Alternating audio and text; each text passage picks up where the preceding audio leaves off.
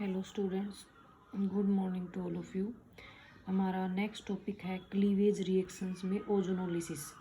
ये हमारा इस यूनिट का लास्ट टॉपिक है, ओजोनोलिसिस रिएक्शन। लिसिस का मतलब होता है ब्रेक डाउन, टूटना। ठीक है, तो इसमें क्या होगा, जो हम कोई भी डबल बॉन्ड कंटेनिंग कंपाउंड इसमें यूज करेंगे, जैसे प्रोपीन का हमने यूज किया है इसमें, वो क्या करेगा, O3 की प्रेजेंस में, ओजोन की प्रेजेंस में क्या होगा, इस जो डबल बॉन्ड का क्या है, कंप्लीट क्लीवेज होगा। मतलब कंप्लीट ये जो डबल बॉन्ड है वो कम्प्लीटली ब्रेक हो जाएगा। ठीक है, ये तो हमारा होगा फर्स्ट स्टेप, इसको हम बोलेंगे ओजोनोलिसिस। सेकंड स्टेप में क्या होगा, बेसिकली H2O और जिंक, H2O वाटर और जिंक डस्ट यूज करेंगे। ये क्या है, एक रिड्यूसिंग एजेंट का काम करेगा और ये डबल बॉन्ड को क्या है, कम्प्लीटली ब्रेक कर देगा। या तो एल्डिहाइड बनाएगा या फिर कीटोन बनाएगा। ठीक है, तो इसमें दो स्टेप होंगे। ठीक है, फर्स्ट हमारा जो स्टेप होगा एडिशन ऑफ ओजोन, और सेकंड हमारा स्टेप होगा ओजोनोलिसिस। दो हमारे स्टेप है, क्योंकि कम्प्लीटली जो ब्रेक डाउन होगा वो सेकंड स्टेप में हो रहा है, देखो यहाँ पे। ठीक है, फर्स्ट स्टेप में एक जो ओजोनाइड की फॉर्मेशन और जैसे ओजोनाइड बनेगा इसके अंदर, जैसे प्रोपीन ओजोनाइड, जो भी हम यहाँ पे एल्कीन यूज करेंगे उसके अकॉर्डिंग हमारा यहाँ पे ओजोनाइड बन जाएगा।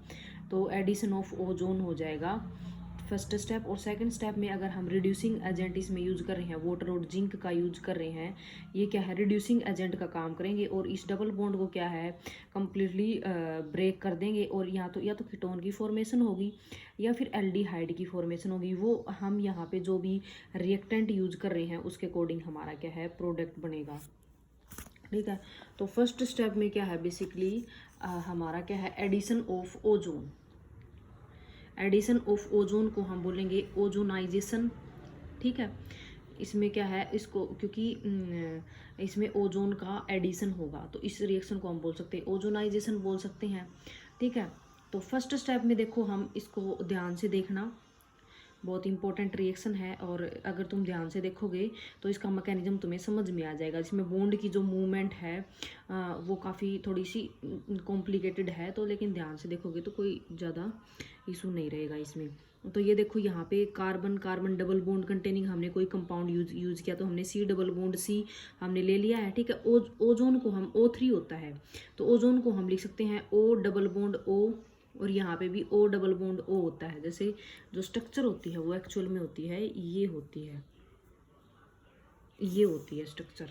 ठीक है, तो इसमें क्या है, बेसिकली इसको हम कैसे लिख सकते हैं, ये तो O डबल बॉन्ड O रहेगा, इसको हमने क्या है, ब्रेक करके यहाँ पे ऑक्सीजन पे पॉजिटिव और इस ऑक्सीजन पे नेगेटिव, इसको हम ऐसे लिख सकते हैं O double bond O, oxygen, इस ऑक्सीजन पे पॉजिटिव और इस पे नेगेटिव। अब देखो जो बॉन्ड की जो मूवमेंट है, जो इलेक्ट्रॉन की जो मूवमेंट है वो कैसे हो रही है, ये डबल बॉन्ड है, बेसिकली ये यहाँ पे मूव करेगा इस ऑक्सीजन पे। ठीक है, और ये जो डबल बॉन्ड है, ऑक्सीजन और ऑक्सीजन के बीच में डबल बॉन्ड है, ये इसके इलेक्ट्रॉन इस ऑक्सीजन पे मूव करेंगे, तो इस ऑक्सीजन पे जो पॉजिटिव चार्ज था वो नेगेटिव से न्यूट्रलाइज हो जाएगा, क्योंकि इसके जो बॉन्ड के इलेक्ट्रॉन है वो इधर मूव किए हैं, पॉजिटिव और नेगेटिव क्या है, न्यूट्रलाइज हो जाएगा। अब इस ऑक्सीजन पे जो बेसिकली लोन पेयर है, यहाँ पे नेगेटिव चार्ज भी है और लोन पेयर भी है। ठीक है, तो ऑक्सीजन पे जो लोन पेयर है वो इस कार्बन पे मूव करेंगे। ठीक है, तो इस कार्बन पे भी पॉजिटिव चार्ज आएगा, तो पॉजिटिव और नेगेटिव क्या है, न्यूट्रलाइज हो जाएंगे, क्योंकि यहाँ पे नेगेटिव चार्ज पहले से है। और ये जो लोन पेयर मूव करेंगे तो यहाँ से क्या है, पॉजिटिव चार्ज आएगा। ठीक है, तो पॉजिटिव चार्ज, पॉजिटिव और नेगेटिव क्या है, न्यूट्रलाइज हो जाएंगे। इसमें देखो, जैसे हमने ये दिखा रखा है, इसमें तुम्हें थोड़ा अच्छे समझ में आएगा। यहाँ पे डबल बॉन्ड ये इधर मूव किया इस ऑक्सीजन पे, ये डबल बॉन्ड के इलेक्ट्रॉन इधर मूव किए। ठीक है, तो यहाँ पे नेगेटिव और पॉजिटिव न्यूट्रलाइज हो जाएंगे। ठीक है, अब यहाँ पे देखो, बेसिकली मैंने लिखा नहीं है, यहाँ पे लोन पेयर इधर मूव करेंगे, लोन पेयर इधर मूव करेंगे, या तो नेगेटिव को भी मूव करवा दोगे तो क्या है, बेसिकली पॉजिटिव आएगा, पॉजिटिव और नेगेटिव न्यूट्रलाइज हो जाएंगे। ठीक है। तो ये बॉन्ड यहाँ पे मूव कर गया, तो हम इसको नेगेटिव चार्ज की बजाय हम इसको दिखाएं कि यहाँ पे लोन पेयर के थ्रू ये मूवमेंट हो रही है। तो लोन पेयर की वजह से क्या पॉजिटिव चार्ज आएगा, पॉजिटिव और नेगेटिव न्यूट्रलाइज हो जाएंगे। अब देखो यहाँ पे कार्बन और कार्बन के बीच में डबल बॉन्ड था, वो सिंगल बॉन्ड में कन्वर्ट हो गया क्योंकि बॉन्ड इधर मूव किया है। तो कार्बन के बीच में सिंगल बॉन्ड, ठीक है।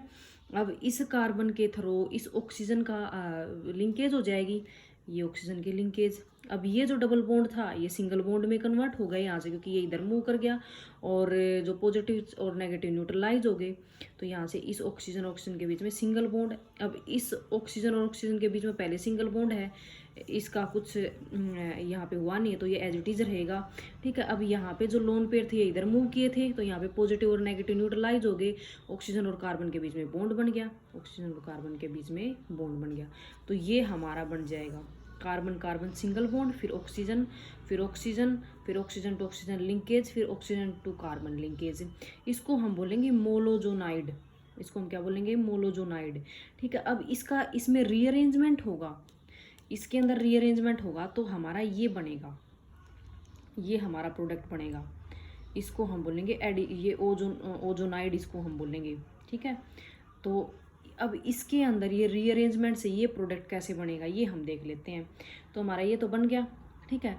अब इसको ध्यान से देखना, ये जो कार्बन और कार्बन के बीच में सिंगल बॉन्ड था ये ब्रेक हो जाएगा और यहाँ पे क्या है, ये इलेक्ट्रॉन इधर मूव कर जाएंगे इस बॉन्ड के और ये डबल बॉन्ड के अंदर कन्वर्ट हो जाएगा। ये सिंगल बॉन्ड था, CO के बीच में डबल बॉन्ड बन जाएगा।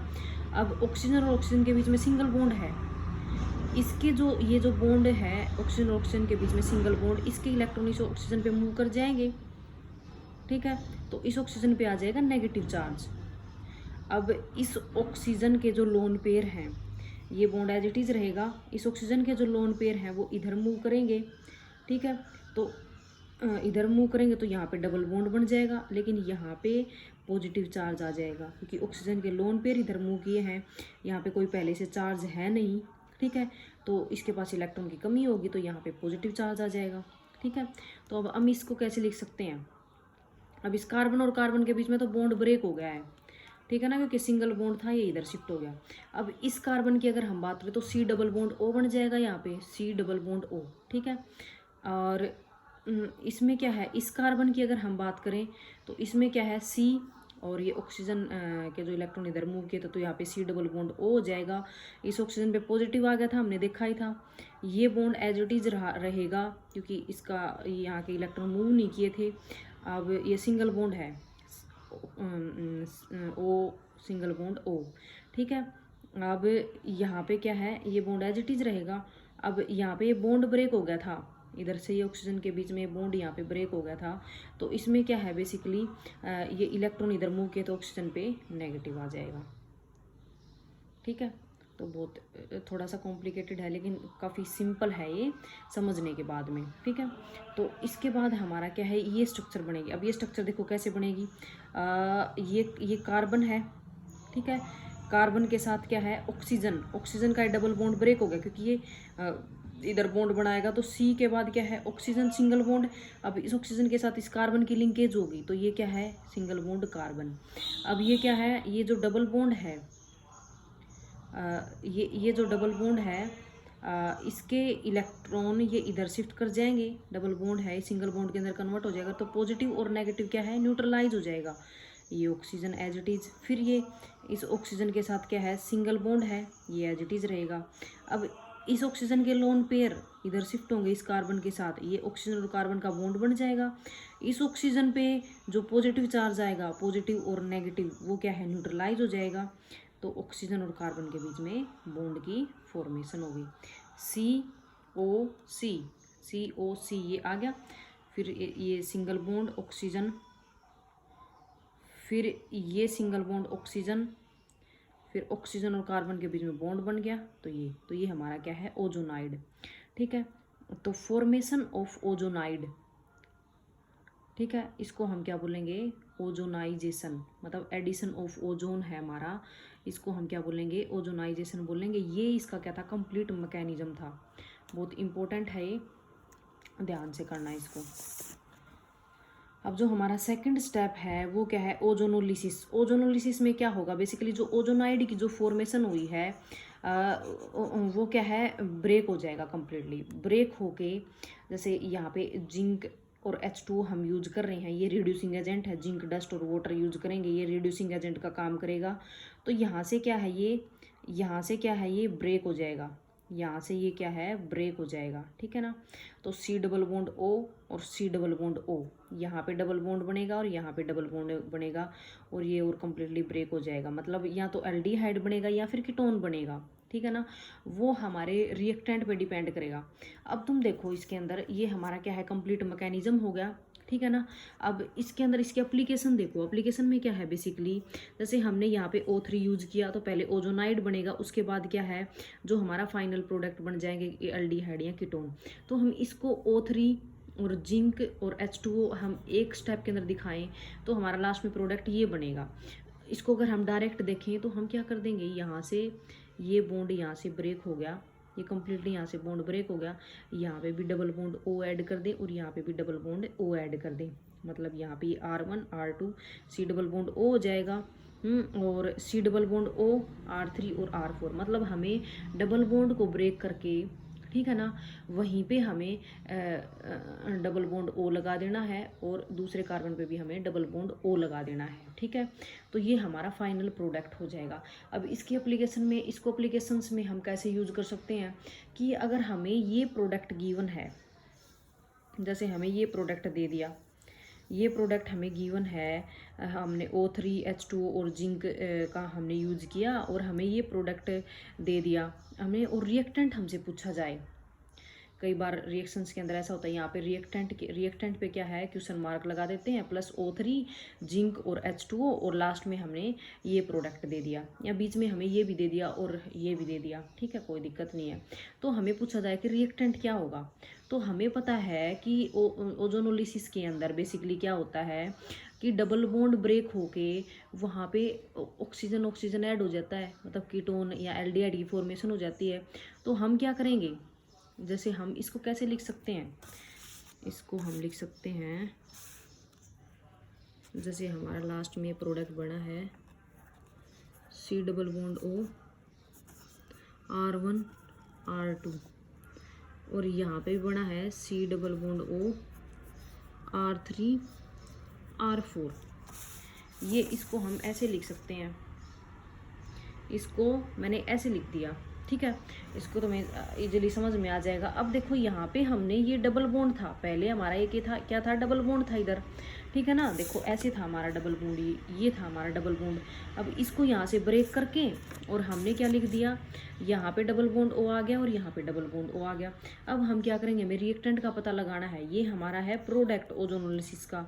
तो इसमें हम क्या करेंगे, ये डबल बॉन्ड O यहाँ से हटा देंगे और यहाँ पे कंप्लीट डबल बॉन्ड की फॉर्मेशन कर देंगे, ठीक है। तो ये हमारा क्या होगा, reactant C double bond C R3 और R4, और ये इस पे R1 और R2, यही हमारा, यही तो हमारा रिएक्टेंट है, देखो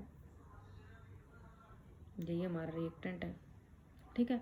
तो इसका क्या है स्ट्रक्चरल डिटर्मिनेशन के अंदर, भाई स्ट्रक्चर क्या है, भाई रिएक्टेंट क्या है, अगर प्रोडक्ट हमें गिवन तो हमें रिएक्टेंट का कैसे पता लगा सकते हैं, ठीक है। उस बेस पे इसका क्या है ओजोनोलिसिस का यूज किया जाता है स्ट्रक्चरल डिटर्मिनेशन के अंदर, और इसलिए बहुत इंपॉर्टेंट रिएक्शन है ये।